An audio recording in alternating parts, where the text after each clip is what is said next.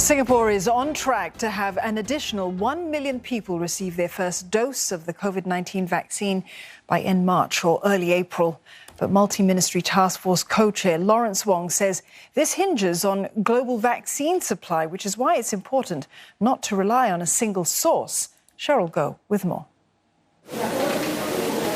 The goal, to get as many people vaccinated as possible.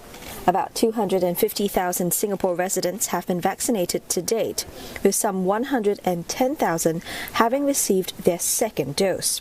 But even as Singapore ramps up its efforts, the task force warns against taking things for granted. A lot depends on the supply schedule, and if all goes according to plan, then we can progressively roll out to the other age groups beyond March. We are also continuing to look out for other vaccine options, and so we will do everything we can to achieve our goal of getting the vaccines into Singapore and vaccinating everyone in Singapore by the end of the year.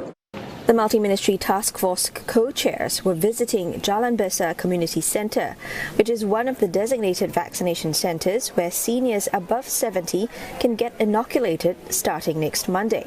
Next in line will be seniors aged 60 to 69, who will receive their invitation letters around the middle of next month. The vaccination will start from around end March. From registration to the main event, the process has been designed to be as easy as possible for the seniors, with help available every step of the way. Seniors who are mobile will go to vaccination booths like these. Those who are wheelchair-bound will be directed to these booths here, which are bigger and wider to accommodate their needs and ensure they are comfortable.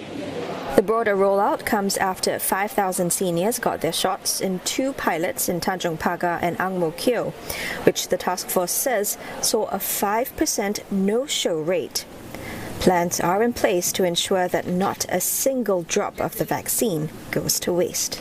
And if there are 1 or 2 doses that are left in the vials that are not used at the end of the day, then there will be individuals who are eligible for vaccination that are not yet vaccinated. Then we will invite them to come and get it vaccinated. Many of these are likely to be healthcare workers that are working in the CCs, manning the vaccination centers, and some of them may be the volunteers in the CC.